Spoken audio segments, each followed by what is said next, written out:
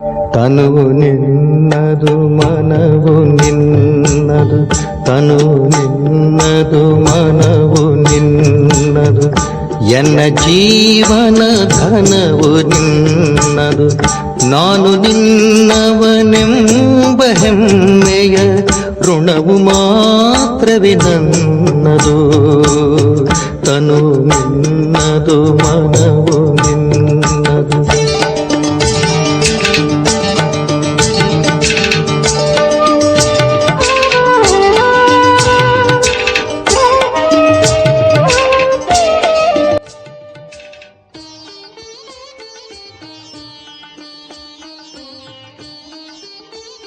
ಓಂ ಶಾಂತಿ.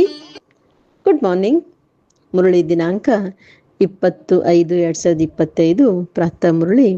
ಶಿವ ತಂದೆ ನೆನಪಿದೆಯಾ? ಮುರಳಿಯ ಸಾರ: ಮಧುರ ಮಕ್ಕಳೇ, ತಮ್ಮೊಂದಿಗೆ ತಾವು ಕೇಳಿಕೊಳ್ಳಿ, ನಾನು ಎಷ್ಟು ಸಮಯ ತಂದೆ ನೆನಪಿನಲ್ಲಿರುತ್ತೇನೆ, ಎಷ್ಟು ಸಮಯ ದೇಹಿ ಅಭಿಮಾನಿ ಸ್ಥಿತಿ ಇರುತ್ತದೆ. ಇಂದಿನ ಪ್ರಶ್ನೆ ಆಗಿದೆ, ಅದೃಷ್ಟವಂತ ಮಕ್ಕಳೇ ತಂದೆಯ ಯಾವ ಆದೇಶವನ್ನು ಪಾಲನೆ ಮಾಡುತ್ತಾರೆ? ಬಾಬಾ ಉತ್ತರ ತಿಳಿಸ್ಕೊಡ್ತಾ ಇದ್ರೆ, ತಂದೆಯ ಆದೇಶವಾಗಿದೆ, ಮಧುರ ಮಕ್ಕಳೇ, ಆತ್ಮ ಅಭಿಮಾನಿ ಭವ. ನೀವೆಲ್ಲರೂ ಪುರುಷರಾಗಿದ್ದೀರಿ, ಸ್ತ್ರೀ ಅಲ್ಲ. ಅಂದ್ರೆ ಆತ್ಮ ಪುರುಷ. ನೀವು ಆತ್ಮರಲ್ಲಿ ಇಡೀ ಪಾತ್ರವು ಅಡಕವಾಗಿದೆ. ಈಗ ಇದೇ ಪರಿಶ್ರಮ ಅಥವಾ ಅಭ್ಯಾಸ ಮಾಡಿ ನಾವು ಹೇಗೆ ಆತ್ಮ ಅಭಿಮಾನಿಯಾಗಿರುವುದು, ಇದೇ ಉನ್ನತ ಗುರಿಯಾಗಿದೆ. ಇಂದಿನ ಗೀತೆಯಾಗಿದೆ, ಅದೃಷ್ಟವನ್ನು ಬೆಳಗಿಸಿಕೊಂಡು ಬಂದಿದ್ದೇನೆ. ನಿಜವಾಗ್ಲೂ ನಾವೆಲ್ಲರೂ ಸಹ ಅದೃಷ್ಟವನ್ನು ಬೆಳಗಿಸಿಕೊಂಡು ಬಂದಿದ್ದೇವೆ. ಅದಕ್ಕೋಸ್ಕರ ಪರಮಾತ್ಮ ನಮಗೆ ಸಿಕ್ಕಿದರೆ ಪರಮಾತ್ಮನ ಮಕ್ಕಳಾಗಿದ್ದೇವೆ. ಓಂ ಶಾಂತಿ.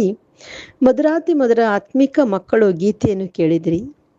ಆತ್ಮಿಕ ಮಕ್ಕಳು ಅರ್ಥಾತ್ ಜೀವಾತ್ಮರು ಹೇಳಿದರು, ನಾವು ಹೊಸ ಪ್ರಪಂಚದ ಅದೃಷ್ಟವನ್ನು, ಅಂದರೆ ಸ್ವರ್ಗದ ಅದೃಷ್ಟವನ್ನು ಬೆಳಗಿಸಿಕೊಂಡು ಆತ್ಮಿಕ ತಂದೆಯ ಬಳಿ ಕುಳಿತಿದ್ದೇವೆ.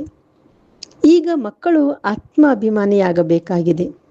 ಇದೇ ಅತಿ ದೊಡ್ಡ ಪರಿಶ್ರಮವಾಗಿದೆ. ತಮ್ಮನ್ನು ಆತ್ಮ ಎಂದು ತಿಳಿಯಿರಿ ಮತ್ತು ನಾನು ಆತ್ಮನು 84 ಜನ್ಮಗಳನ್ನು ತೆಗೆದುಕೊಂಡಿದ್ದೇನೆ. ಕೆಲವೊಮ್ಮೆ ವಕೀಲ, ಕೆಲವೊಮ್ಮೆ ವೈದ್ಯ ಆಗಿದ್ದೇನೆ ಎಂದು ತಿಳಿದುಕೊಳ್ಳಿ.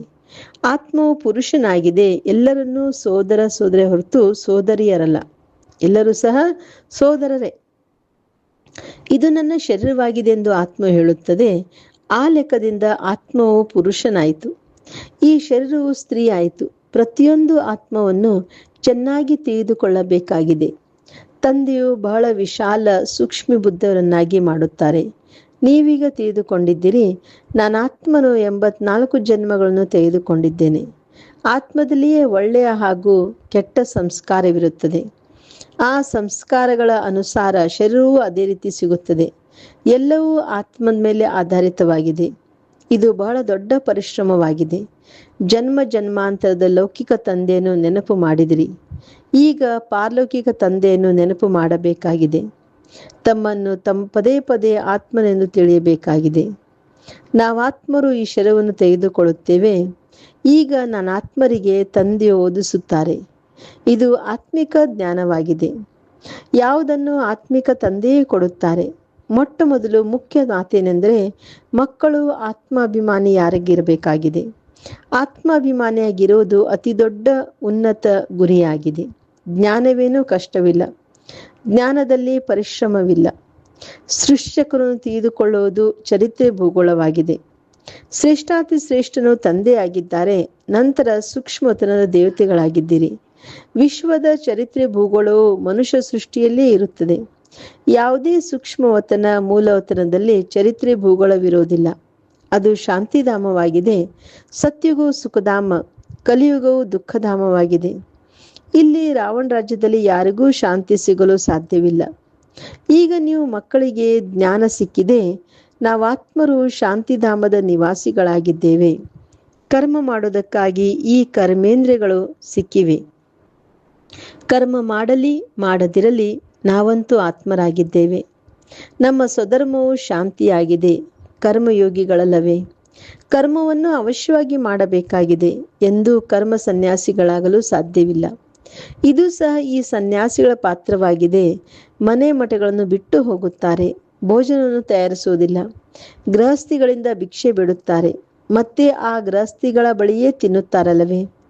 ಮನೆ ಮಠವನ್ನು ಬಿಟ್ಟು ಪುನಃ ಕರ್ಮವಂತೂ ಮಾಡುತ್ತಾರೆ, ಕರ್ಮ ಸನ್ಯಾಸವಂತೂ ಆಗಲು ಸಾಧ್ಯವಿಲ್ಲ. ಯಾವಾಗ ಆತ್ಮವು ಶಾಂತಿಧಾಮದಲ್ಲಿ ಇರುವುದು ಆಗ ಕರ್ಮ ಸನ್ಯಾಸವಾಗುವುದು. ಅಲ್ಲಿ ಕರ್ಮೇಂದ್ರಗಳೇ ಇಲ್ಲವೆಂದ ಮೇಲೆ ಕರ್ಮವನ್ನು ಹೇಗೆ ಮಾಡುತ್ತೀರಿ? ಇದಕ್ಕೆ ಕರ್ಮಕ್ಷೇತ್ರವೆಂದು ಹೇಳುತ್ತಾರೆ. ಕರ್ಮಕ್ಷೇತ್ರದಲ್ಲಿ ಎಲ್ಲರೂ ಬರಬೇಕಾಗುತ್ತದೆ. ಅದು ಶಾಂತಿಧಾಮ ಅಥವಾ ಮೂಲವತನವಾಗಿದೆ. ನಾವಾತ್ಮರು ಬ್ರಹ್ಮತತ್ವದಲ್ಲಿ ಲೀನವಾಗುತ್ತೇವೆ ಎಂದಲ್ಲ, ನಾವು ಶಾಂತಿಧಾಮದ ನಿವಾಸಿಗಳಾಗಿದ್ದೇವೆ. ಇಲ್ಲಿ ಕರ್ಮಕ್ಷೇತ್ರಕ್ಕೆ ಪಾತ್ರ ಅಭಿನಯಿಸಲು ಬರುತ್ತೇವೆ. ಇದು ವಿಸ್ತಾರದ ಮಾತುಗಳಾಗಿವೆ. ಸಾರ ರೂಪದಲ್ಲಂತೂ ಹೇಳುತ್ತಾರೆ, ತಮ್ಮನ್ನು ಆತ್ಮನಿಶ್ಚಯ ಮಾಡಿಕೊಳ್ಳಿ ಮತ್ತು ತಂದೆಯನ್ನು ನೆನಪು ಮಾಡಿರಿ, ಆಗ ವಿಕರ್ಮಗಳು ವಿನಾಶವಾಗುವುದು. ಇದಕ್ಕೆ ಭಾರತದ ಪ್ರಾಚೀನ ಯೋಗವೆಂದು ಹೇಳಲಾಗುತ್ತದೆ.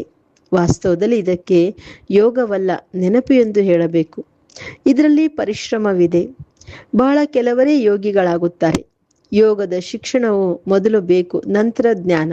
ಮೊಟ್ಟ ಮೊದಲು ತಂದೆ ನೆನಪಾಗಿದೆ. ತಂದೆ ತಿಳಿಸುತ್ತಾರೆ, ದೇಹಿ ಅಭಿಮಾನಿಯಾಗಿ. ಇದು ಆತ್ಮಿಕ ನೆನಪಿನ ಯಾತ್ರೆಯಾಗಿದೆ, ಜ್ಞಾನದ ಯಾತ್ರೆ ಅಲ್ಲ. ಇದರಲ್ಲಿ ಬಹಳ ಪರಿಶ್ರಮ ಪಡಬೇಕಾಗುತ್ತದೆ. ಯಾರಾದರೂ ಭಲೆ ಬಿಕೆ ಎಂದು ಕರೆಸಿಕೊಳ್ಳಬಹುದು, ಆದರೆ ತಂದೆಯನ್ನು ನೆನಪು ಮಾಡೋದಿಲ್ಲ. ತಂದೆಯು ಬಂದು ಬ್ರಹ್ಮಾರವರ ಮೂಲಕ ನೀವು ಮಕ್ಕಳನ್ನು ದೇಹಿ ಅಭಿಮಾನಿಯನ್ನಾಗಿ ಮಾಡುತ್ತಾರೆ. ಇವರು ದೇಹಿ ಅಭಿಮಾನಿಯಾಗಿದ್ದರೂ ಈಗ ದೇಹಿ ಅಭಿಮಾನಿಯಾಗುವ ಪುರುಷಾರ್ಥ ನಡೆಯುತ್ತಿದೆ. ಬ್ರಹ್ಮನು ಭಗವಂತನಲ್ಲ. ಇಲ್ಲಂತೂ ಎಲ್ಲ ಮನುಷ್ಯ ಮಾತ್ರರು ಪತಿತರಾಗಿದ್ದಾರೆ. ಪಾವನ ಶ್ರೇಷ್ಠಾಚಾರಿಗಳು ಒಬ್ಬರೂ ಇಲ್ಲ. ಆತ್ಮನಿಗಾಗಿಯೇ ಪುಣ್ಯಾತ್ಮ ಪಾಪಾತ್ಮನೆಂದು ಹೇಳಲಾಗುತ್ತದೆ. ನಾನು ಆತ್ಮನಿಗೆ ತೊಂದರೆ ಕೊಡಬೇಡಿ ಎಂದು ಮನುಷ್ಯರು ಹೇಳುತ್ತಾರೆ, ಆದರೆ ನಾನು ಯಾರು ಎಂಬುದನ್ನು ತಿಳಿದುಕೊಳ್ಳುವುದಿಲ್ಲ. ಕೇಳಲಾಗುತ್ತದೆ, ಹೇ ಜೀವಾತ್ಮ, ನೀನೇನು ಉದ್ಯೋಗ ಮಾಡುತ್ತೀರಿ? ಆಗ ಹೇಳುತ್ತಾರೆ, ನಾನು ಆತ್ಮನು ಈ ಶರೀರದ ಮೂಲಕ ಇಂಥ ಉದ್ಯೋಗ ಮಾಡುತ್ತೇನೆ. ಅಂದಾಗ ಮೊಟ್ಟ ಮೊದಲು ಈ ನಿಶ್ಚಯ ಮಾಡಿಕೊಂಡು ತಂದೆಯನ್ನು ನೆನಪು ಮಾಡಿ. ಈ ಆತ್ಮಿಕ ಜ್ಞಾನವನ್ನು ತಂದೆ ವಿನಃ ಮತ್ಯಾರೂ ಕೊಡಲು ಸಾಧ್ಯವಿಲ್ಲ. ತಂದೆಯು ಬಂದು ದೇಹಿ ಅಭಿಮಾನಿಗಳನ್ನಾಗಿ ಮಾಡುತ್ತಾರೆ. ಯಾರಾದರೂ ಜ್ಞಾನದಲ್ಲಿ ತೀಕ್ಷ್ಣವಾಗಿ ಮುಂದೆ ಹೋದರೆ ಅವರು ಪಕ್ಕಾ ಆತ್ಮ ಅಭಿಮಾನಿಯಾಗಿದ್ದಾರೆ ಎಂದಲ್ಲ. ಆತ್ಮ ಅಭಿಮಾನಿಗಳು ಜ್ಞಾನವನ್ನು ಚೆನ್ನಾಗಿ ಧಾರಣೆ ಮಾಡುತ್ತಾರೆ. ಉಳಿದಂತೆ ಅನೇಕರಿದ್ದಾರೆ. ಯಾರು ಜ್ಞಾನವನ್ನು ಚೆನ್ನಾಗಿ ತಿಳಿದುಕೊಳ್ಳುವರು ಅವರಿಗೆ ಶಿವತಂದೆಯ ನೆನಪನ್ನು ಮರೆತು ಹೋಗುತ್ತಾರೆ. ಬಾಬಾ ತಿಳಿಸ್ತಾನೆ, ಯಾರು ಚೆನ್ನಾಗಿ ಜ್ಞಾನ ತಿಳ್ಕೊಂಡು ಅಂತಾರೆ, ಆದರೆ ಶಿವತಂದೆ ನೆನಪನ್ನು ಮರೆತು ಹೋಗುತ್ತಾರೆ. ಪದೇ ಪದೇ ತನ್ನನ್ನು ಆತ್ಮ ಎಂದು ತಿಳಿದು ತಂದೆಯನ್ನು ನೆನಪು ಮಾಡಬೇಕಾಗಿದೆ. ಇದರಲ್ಲಿ ಜಿನ್ನದ ತರ ಆಗಬೇಕಾಗಿದೆ. ಜಿನ್ನದ ಕಥೆ ಇದೆ ತಾನೆ. ಅಂದ್ರೆ ಜಿನ್ ಅಂದ್ರೆ ಒಂದು ರಾಕ್ಷಸ. ನನಗೆ ನಿನ್ ಕೆಲಸ ಕೊಡ್ಲಿಲ್ಲ ಅಂದ್ರೆ ನೀನ್ ತಿಂದು ಹಾಕ್ತೀನಿ ಅಂತಂದ್ರು. ಇನ್ನು ಏನು ಕೆಲಸ ಕೊಟ್ಟರು 1 ನಿಮಿಷಲ್ಲೇ ಮುಗಿಸ್ಬಿಡ್ತಿರ್ತಾನೆ. ಆಗ ಏನು ಹೇಳಿದ್ರು, ಮೇಲೆ ಏಣೆ 10 ಇಳಿ, ಏಣೆ 10 ಇಳಿ, ಈ ಕೆಲಸ ಕೊಟ್ರು. ಅದೇ ರೀತಿ ತಂದೆಯು ಈ ಕೆಲಸವನ್ನು ಕೊಡುತ್ತಾರೆ, ಮಕ್ಕಳೇ ನನ್ನನ್ನು ನೆನಪು ಮಾಡಿ, ಇಲ್ಲದಿದ್ದರೆ ಮಾಯು ನಿಮ್ಮನ್ನು ತಿಂದು ಬಿಡುವುದು. ಮಾಯು ಜಿನ್ ಆಗಿದೆ. ಜಿನ್ ಅಂದ್ರೆ ರಾಕ್ಷಸ. ಎಷ್ಟು ತಂದೆಯನ್ನು ನೆನಪು ಮಾಡುತ್ತೀರೋ ಅಷ್ಟು ವಿಕರ್ಮಗಳು ವಿನಾಶವಾಗುತ್ತದೆ ಮತ್ತು ನಿಮಗೆ ತಂದೆಯ ಆಕರ್ಷಣೆ ಆಗುತ್ತದೆ. ಮಾಯು ಉಲ್ಟಾ ಮಾಡಿ ನಿಮ್ಮನ್ನು ಬಹಳ ಬಿರುಗಾಳಿಗಳಲ್ಲಿ ತರುತ್ತದೆ. ಬುದ್ಧಿಯಲ್ಲಿ ಇದೇ ನೆನಪಿರಲಿ, ನಾವು ಆತ್ಮರು ತಂದೆಯ ಮಕ್ಕಳಾಗಿದ್ದೇವೆ. ಇದೇ ಖುಷಿಯಲ್ಲಿ ಇರಬೇಕಾಗಿದೆ. ದೇಹಾಭಿಮಾನದಲ್ಲಿ ಬರೋದ್ರಿಂದ ಮಾಯೆಯ ಪೆಟ್ಟು ಕೊಡುತ್ತದೆ. ಹತ್ತಿನ ಆಟವನ್ನು ತೋರಿಸುತ್ತಾರೆ. ಬಾಯಲ್ಲಿ ಉಂಗುರವನ್ನು ಹಾಕಿಕೊಳ್ಳುತ್ತಿದ್ದಂತೆ ಮಾಯವಾಗಿ ಬಿಡುತ್ತಾರೆ. ನಿಮಗೂ ಸಹ ಒಂದು ವೇಳೆ ತಂದೆ ನೆನಪಿನಲ್ಲಿ ಇದ್ದಿದ್ದೇ ಆದರೆ ಮಾಯು ತೊಂದರೆ ಕೊಡುವುದಿಲ್ಲ. ಇದರಲ್ಲಿಯೇ ಯುದ್ಧವು ನಡೆಯುತ್ತದೆ. ನೀವು ನೆನಪು ಮಾಡುವ ಪುರುಷಾರ್ಥ ಮಾಡುತ್ತೀರಿ, ಆದರೆ ಮಾಯು ಈ ರೀತಿ ಉಸಿರು ಕಟ್ಟಿಸುತ್ತದೆ. ನೆನಪು ಮಾಡೋದಕ್ಕೆ ಬಿಡೋದಿಲ್ಲ. ನೀವು ಬೇಸರವಾಗಿ ಮಲಗಿ ಬಿಡುತ್ತೀರಿ. ಮಾಯೊಂದಿಗೆ ಇಷ್ಟು ಯುದ್ಧವು ನಡೆಯುತ್ತದೆ. ಬಾಕಿ ವಿಶ್ವದ ಚರಿತ್ರೆ ಭೂಗೋಳವನ್ನು ತಿಳಿದುಕೊಳ್ಳೋದು ಕಷ್ಟವೇನೂ ಇಲ್ಲ. ನಾವಂತೂ ಬಹಳ ಚೆನ್ನಾಗಿ ತಿಳಿದುಕೊಳ್ಳುತ್ತೇವೆ ಎಂದಲ್ಲ. ನೆನಪಿನದೇ ಮೊಟ್ಟ ಮೊದಲ ಮಾತಾಗಿದೆ. ಪ್ರದರ್ಶನದಲ್ಲಿ ಅನೇಕರು ಬರುತ್ತಾರೆ. ಮೊಟ್ಟ ಮೊದಲು ಈ ಪಾಠವನ್ನು ಕಲಿಸಬೇಕಾಗಿದೆ. ತಮ್ಮನ್ನು ಆತ್ಮ ನಿಶ್ಚಯ ಮಾಡಿಕೊಂಡು ತಂದೆಯನ್ನು ನೆನಪು ಮಾಡಿದರೆ ತಮೋ ಪ್ರಧಾನದಿಂದ ಸತೋ ಪ್ರಧಾನರಾಗುತ್ತೀರಿ. ಮೊದಲು ಇದೇ ಪಾಠವನ್ನು ತಿಳಿಸಬೇಕಾಗಿದೆ. ಭಾರತದ ಪ್ರಾಚೀನ ಯೋಗವನ್ನು ಯಾರು ಕಲಿಸಲು ಸಾಧ್ಯವಿಲ್ಲ. ತಂದೆಯು ಬಂದು ಕಲಿಸಿದಾಗಲೇ ಕಲಿಯುವರು. ಮನುಷ್ಯರಿಗೆ ರಾಜ್ಯವನ್ನು ಕಲಿಸಲು ಸಾಧ್ಯವಿಲ್ಲ. ಇದು ಅಸಾಧ್ಯವಾಗಿದೆ. ಸತ್ಯುಗದಲ್ಲಂತೂ ಪಾವನರಿರುತ್ತಾರೆ, ಅಲ್ಲಂತೂ ಪ್ರಲಬ್ಧವನ್ನು ಭೋಗಿಸುತ್ತಾರೆ. ಅಂದರೆ ಈ ಸಮಯದಲ್ಲಿ ನಾವೇನು ಪುರುಷಾರ್ಥ ಮಾಡ್ತೇವೆ ಆ ಪ್ರಾರಬ್ಧವನ್ನು ನಾವು ಎಲ್ಲಿ ಮಾಡ್ತೇವೆ? ಸತ್ಯುಗದಲ್ಲಿ ಪಡಿತೇವೆ. ಜ್ಞಾನ ಅಜ್ಞಾನದ ಮಾತಿರೋದಿಲ್ಲ. ಭಕ್ತಿ ಮಾರ್ಗದಲ್ಲೇ ತಂದೆಯನ್ನು ಕರೆಯುತ್ತಾರೆ, ಬಂದು ದುಃಖವನ್ನು ಹರಿಸಿ ಸುಖ ಕೊಡಿ ಎಂದು. ಸತ್ಯ ತ್ರೇತಾಯುಗದಲ್ಲಿ ಯಾವುದೇ ಗುರು ಗೋಸಾಯಿಗಳು ಇರೋದಿಲ್ಲ. ಅಲ್ಲಂತೂ ಸದ್ಗತಿ ಪಡೆದಿರುತ್ತಾರೆ. ನೀವು 21 ಜನ್ಮಗಳಿಗಾಗಿ ಸದ್ಗತಿಯನ್ನು ಪಡೆಯುತ್ತೀರಿ. 21 ಪೀಳಿಗೆಗಳು, 21 ಜನ್ಮಗಳು ಉದ್ಧಾರ ಮಾಡುವವರೇ ಬ್ರಹ್ಮ ಕುಮಾರಿ ಎಂದು ಹೇಳುತ್ತಾರೆ. ಇದೇ ಭಾರತದಲ್ಲಿ ಗಾಯನವಿದೆ. ಭಾರತದಲ್ಲಿ ನಿಮಗೆ 21 ಜನ್ಮಗಳ ಆಸ್ತಿಯು ಸಿಗುತ್ತದೆ. ಅಲ್ಲಿ ನೀವು ಒಂದೇ ದೇವಿ ದೇವತಾ ಧರ್ಮದವರು ಇರುತ್ತೀರಿ, ಮತ್ಯಾವುದೇ ಧರ್ಮವೂ ಇರುವುದಿಲ್ಲ. ತಂದೆಯು ಬಂದು ನಿಮ್ಮನ್ನು ಮನುಷ್ಯರಿಂದ ದೇವತೆಯನ್ನಾಗಿ ಮಾಡುತ್ತಾರೆ. ಪವಿತ್ರರಾಗದ ವಿನಃ ನಾವು ಹಿಂತಿರುಗಿ ಹೋಗಲು ಹೇಗೆ ಸಾಧ್ಯ? ಇಲ್ಲಂತೂ ಎಲ್ಲರೂ ವಿಕಾರಿ ಪತಿತರಾಗಿದ್ದಾರೆ. ಯಾರು ಧರ್ಮ ಸ್ಥಾಪಕರಾಗಿದ್ದಾರೆಯೋ ಅವರು ಮತ್ತೆ ಪಾಲನೆ ಮಾಡುತ್ತಾರೆ. ಅವರ ಧರ್ಮವು ವೃದ್ಧಿಯಾಗುತ್ತಾ ಹೋಗುತ್ತದೆ. ಯಾರೂ ಹಿಂತಿರುಗಿ ಹೋಗಲು ಸಾಧ್ಯವಿಲ್ಲ. ಒಬ್ಬ ಪಾತ್ರಧಾರಿಯೂ ಹೋಗಲು ಸಾಧ್ಯವಿಲ್ಲ. ಎಲ್ಲರೂ ಸತೋ ಪ್ರಧಾನರಿಂದ ಸತೋ ರಜೋತ್ತಮದಲ್ಲಿ ಬರಲೇಬೇಕಾಗಿದೆ. ಬ್ರಹ್ಮನಿಗಾಗಿಯೇ ಬ್ರಹ್ಮನ ದಿನ, ಬ್ರಹ್ಮನ ರಾತ್ರಿ ಎಂದು ಹೇಳುತ್ತಾರೆ. ಅಂದಾಗ ಸೃಷ್ಟಿಯಲ್ಲಿ ಕೇವಲ ಬ್ರಹ್ಮನೊಬ್ಬರೇ ಇರುವರೇ? ಈಗ ನೀವು ಬ್ರಾಹ್ಮಣ ಕುಲದವರಾಗಿದ್ದೀರಿ. ನೀವು ರಾತ್ರಿಯಲ್ಲಿದ್ದೀರಿ, ಈಗ ದಿನದಲ್ಲಿ ಹೋಗುತ್ತಿದ್ದೀರಿ. ನಿಮಗೆ ತಿಳಿಸಿದ್ದಾರೆ ಎಷ್ಟು ಸಮಯ ಪೂಜ್ಯತನದಲ್ಲಿ, ಎಷ್ಟು ಜನ್ಮಗಳು ಪೂಜಾರಿಗಳಾಗುತ್ತೀರೆಂದು. ಎಲ್ಲಿಯವರೆಗೆ ತಂದೆಯು ಬರುವುದಿಲ್ಲವೋ ಅಲ್ಲಿಯವರೆಗೆ ಯಾರೂ ಭ್ರಷ್ಟಾಚಾರಿಗಳಿಂದ ಶ್ರೇಷ್ಠಾಚಾರಿಗಳಾಗಲು ಸಾಧ್ಯವಿಲ್ಲ. ಯಾರು ವಿಕಾರದಿಂದ ಜನ್ಮ ಪಡೆಯೋರೋ ಅವರಿಗೆ ಭ್ರಷ್ಟಾಚಾರಿಗಳೆಂದು ಹೇಳಲಾಗುತ್ತದೆ. ಆದ್ದರಿಂದ ಇದಕ್ಕೆ ನರಕವೆಂದು ಹೇಳುವರು. ಸ್ವರ್ಗ ಮತ್ತು ನರಕ ಎರಡರಲ್ಲೂ ಒಂದು ವೇಳೆ ದುಃಖವಿದ್ದರೆ ಅದಕ್ಕೆ ಸ್ವರ್ಗವೆಂದು ಹೇಳಲಾಗುವುದಿಲ್ಲ. ಅಂದ್ರೆ ಸತ್ಯುಗದಲ್ಲೂ ಸಹ ಒಂದು ದುಃಖ ಇದ್ರೆ ಅದಕ್ಕೆ ಸ್ವರ್ಗ ಅಂತ ಹೇಳೋದಿಲ್ಲ ಅಂತ. ಎಲ್ಲಿಯವರೆಗೆ ಪೂರ್ಣ ತಿಳಿದುಕೊಳ್ಳೋದಿಲ್ಲವೋ ಅಲ್ಲಿಯವರೆಗೆ ಉಲ್ಟಾ ಸುಲ್ಟಾ ಪ್ರಶ್ನೆ ಮಾಡುತ್ತಾರೆ. ನೀವು ತಿಳಿಸಬೇಕಾಗಿದೆ, ಭಾರತವು ಬಹಳ ಶ್ರೇಷ್ಠವಾಗಿತ್ತು. ಹೇಗೆ ಈಶ್ವರನ ಮಹಿಮೆಯು ಅಪರಂಪಾರವಾಗಿದೆಯೋ ಹಾಗೆಯೇ ಭಾರತದ ಮಹಿಮೆಯೂ ಅಪರಂಪಾರವಾಗಿದೆ. ಭಾರತವು ಹೇಗಿತ್ತು ಆ ರೀತಿ ಯಾರು ಮಾಡಿದರೂ ತಂದೆ ಅವರದೇ ಮಹಿಮೆಯನ್ನು ಹಾಡುತ್ತಾರೆ. ತಂದೆಯೇ ಬಂದು ಮಕ್ಕಳನ್ನು ವಿಶ್ವದ ಮಾಲೀಕರನ್ನಾಗಿ ಮಾಡುತ್ತಾರೆ. ಮನುಷ್ಯ ಮಾತ್ರನು ದುರ್ಗತಿಯಿಂದ ಸದ್ಗತಿಯಲ್ಲಿ ಕರೆದುಕೊಂಡು ಹೋಗುತ್ತಾರೆ, ಶಾಂತಿಧಾಮಕ್ಕೆ ಕರೆದುಕೊಂಡು ಹೋಗುತ್ತಾರೆ. ಅದಕ್ಕಾಗಿಯೇ ಮನುಷ್ಯರು ಪುರುಷಾರ್ಥ ಮಾಡುತ್ತಾರೆ. ಅದಕ್ಕೆ ಅಟಲ ಸುಖ, ಅಟಲ ಶಾಂತಿ, ಅಟಲ ಪವಿತ್ರತೆ ಎಂದು ಹೇಳಲಾಗುತ್ತದೆ. ಅಲ್ಲಿ ನೀವು ಸುಖದಲ್ಲಿಯೂ ಇರುತ್ತೀರಿ, ಶಾಂತಿಯಲ್ಲೂ ಇರುತ್ತೀರಿ.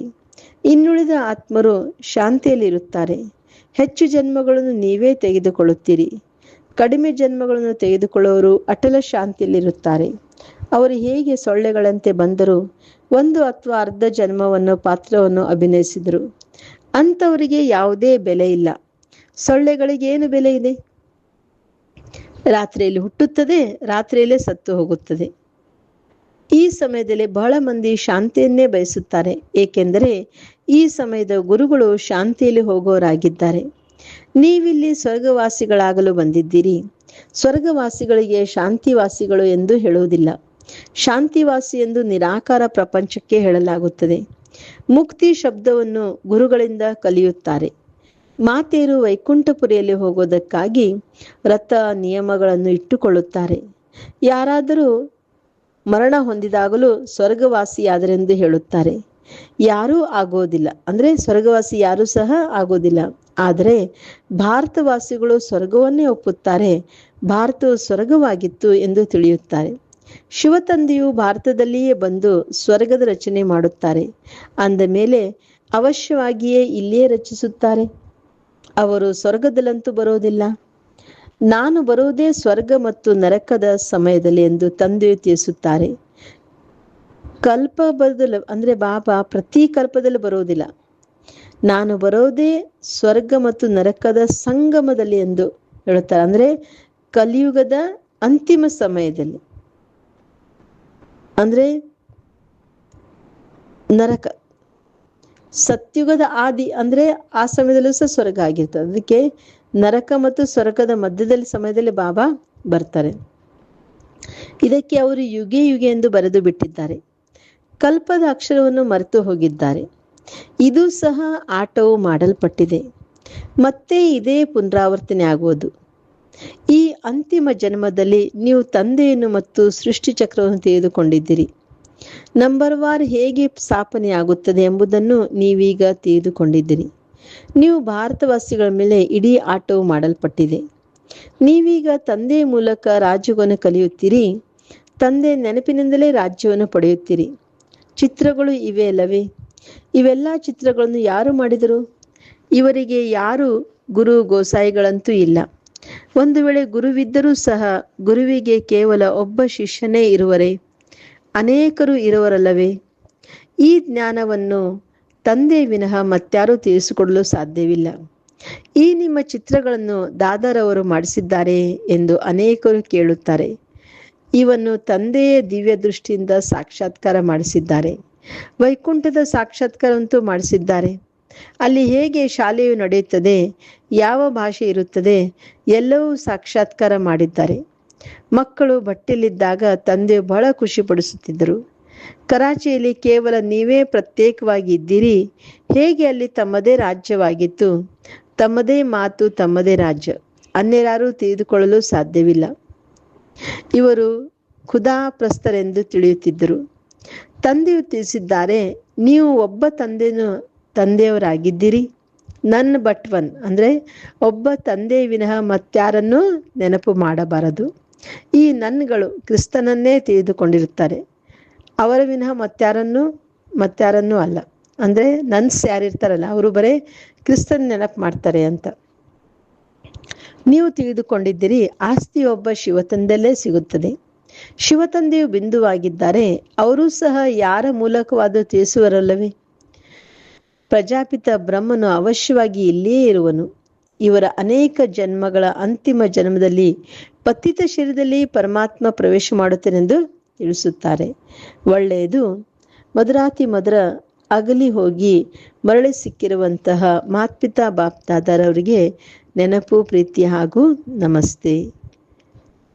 ನಾವೆಲ್ಲ ಮಕ್ಕಳ ನೆನಪು, ಪ್ರೀತಿ ಹಾಗೂ ನಮಸ್ತೆ ನಮಸ್ತೆ ನಮಸ್ತೆ. ಧಾರಣೆಗಾಗಿ ಮುಖ್ಯ ಸಾರ. ಫಸ್ಟ್ ಪಾಯಿಂಟ್, ಜ್ಞಾನವನ್ನು ಚೆನ್ನಾಗಿ ಧಾರಣೆ ಮಾಡಿಕೊಂಡು ಆತ್ಮಾಭಿಮಾನಿಗಳಾಗಬೇಕಾಗಿದೆ. ಇದೇ ಪರಿಶ್ರಮವಿದೆ. ಇದೇ ಉನ್ನತ ಗುರಿಯಾಗಿದೆ. ಈ ಪರಿಶ್ರಮದಿಂದ ಆತ್ಮವನ್ನು ಸತ್ವಪ್ರದಾನ ಮಾಡಿಕೊಳ್ಳಬೇಕಾಗಿದೆ. ಸೆಕೆಂಡ್ ಪಾಯಿಂಟ್, ಜಿನ್ ಹಾಗೆ ನೆನಪಿನ ಯಾತ್ರೆ ಮಾಡಬೇಕಾಗಿದೆ. ಮಾಯು ಎಷ್ಟಾದರೂ ವಿಘ್ನಗಳನ್ನು ಹಾಕಲಿ, ಆದರೆ ಬಾಯಲ್ಲಿ ಜ್ಞಾನದ ಉಂಗುರವನ್ನು ಹಾಕಿಕೊಳ್ಳಬೇಕಾಗಿದೆ. ಮಾಯೆಯಿಂದ ಬೇಸರವಾಗಬಾರದು. ಒಬ್ಬ ತಂದೆಯ ನೆನಪಿನದ್ದು ಬಿರುಗಾಳಿಗಳನ್ನು ದೂರ ಸರಿಸಬೇಕಾಗಿದೆ. ಇವತ್ತಿನ ವರದಾನ, ಸಾಧನಗಳನ್ನು ಉಪಯೋಗಿಸುತ್ತಾ ಸಾಧನವನ್ನೇ ತಮ್ಮ ಆಧಾರವನ್ನಾಗಿ ಮಾಡಿಕೊಳ್ಳುವಂತಹ ಸಿದ್ಧಿ ಸ್ವರೂಪ ಭವ. ಹಳೆಯ ಪ್ರಪಂಚದ ಆಕರ್ಷಣೆಯ ದೃಶ್ಯ, ಅಲ್ಪಕಾಲದ ಸುಖದ ಸಾಧನಗಳನ್ನು ಉಪಯೋಗಿಸುತ್ತಾ ಅಥವಾ ನೋಡುತ್ತಾ ಇರುತ್ತೀರೆಂದರೆ ಆ ಸಾಧನಗಳಲ್ಲಿ ವಿವಶರಾಗಿ ಬಿಡುತ್ತೀರಿ. ಸಾಧನಗಳ ಆಧಾರದ ಮೇಲೆ ಸಾಧನೆ ಈ ರೀತಿಯದು. ಹೇಗೆಂದರೆ ಮರಳುಗಾಡಿನ ತಳಪಾಯದಲ್ಲಿ ಕಟ್ಟಡ ಕಟ್ಟುವಂತೆ. ಆದ್ದರಿಂದ ಯಾವುದೇ ವಿನಾಶಿ ಸಾಧನಗಳ ಆಧಾರದ ಮೇಲೆ ಅವಿನಾಶಿ ಸಾಧನೆ ಇರಬಾರದು. ಸಾಧನವು ನಿಮಿತ್ತವಷ್ಟೇ ಮತ್ತು ಸಾಧನವು ನಿರ್ಮಾಣದ ಆಧಾರವಾಗಿದೆ. ಆದ್ದರಿಂದ ಸಾಧನೆಗೆ ಮಹತ್ವ ಕೊಡುತ್ತೀರೆಂದರೆ ಸಾಧನೆಯು ಸಿದ್ಧಿಯನ್ನು ಪ್ರಾಪ್ತಿ ಮಾಡಿಸುತ್ತದೆ. ಇವತ್ತಿನ ಶ್ಲೋಗನ್ ಆಗಿದೆ, ಯಾವುದೇ ಬಲಹೀನತೆಯ ಅಂಶವಿದ್ದರೆ ವಂಶವೇ ಉತ್ಪನ್ನವಾಗುತ್ತದೆ ಹಾಗೂ ಪರವಶರನ್ನಾಗಿ ಮಾಡಿಬಿಡುತ್ತದೆ. ಇವತ್ತಿನ ಅವ್ಯಕ್ತ ಸೂಚನೆ, ಸದಾ ಅಚಲ ಅಡೋಲ ಏಕರಸ ಸ್ಥಿತಿಯ ಅನುಭವ ಮಾಡಿ. ಬುದ್ಧಿಯನ್ನು ಒಂದು ನೆಲೆಯಲ್ಲಿ ಸ್ಥಿರ ಮಾಡುವ ಯಾವ ಯುಕ್ತಿ ಸಿಕ್ಕಿದೆ? ಇದನ್ನು ಸ್ಮೃತಿಯಲ್ಲಿ ಇಟ್ಟುಕೊಳ್ಳಿ. ಅಲಗಾಡಲು ಬಿಡಬೇಡಿ. ದೇಹ ಹಾಗೂ ದೇಹದ ಪ್ರಪಂಚದಿಂದ ಭಿನ್ನರಾಗಿ ಮನಸ್ಸು ಬುದ್ಧಿಯ ವಿಮಾನದಿಂದ ಸೆಕೆಂಡ್ನಲ್ಲಿ ಆಕಾರಿ ಹಾಗೂ ನಿರಾಕಾರಿ ಸ್ಥಿತಿಯ ಅನುಭವ ಮಾಡಿ ಬುದ್ಧಿಯನ್ನು ಅಲಗಾಡಲು ಬಿಡಬೇಡಿ. ಇಲ್ಲವಾದರೆ ಯುದ್ಧದಲ್ಲಿ ಬಹಳ ಸಮಯ ವ್ಯರ್ಥವಾಗುವುದು. ಹೇಗೆ ತಪಸ್ವಿಗಳು ಸದಾ ಆಸನದ ಮೇಲೆ ಕುಳಿತುಕೊಂಡಿದ್ದಾರೆ, ಅದೇ ರೀತಿ ತಾವು ತಮ್ಮ ಏಕರಸ ಸ್ಥಿತಿಯ ಆಸನದ ಮೇಲೆ ವಿರಾಜಮಾನರಾಗಿ ಇರಿ. ಆಗ ಭವಿಷ್ಯ ಸಿಂಹಾಸನ ಸಿಗುವುದು. Okay. Om Shanti. Have a nice day. Take care.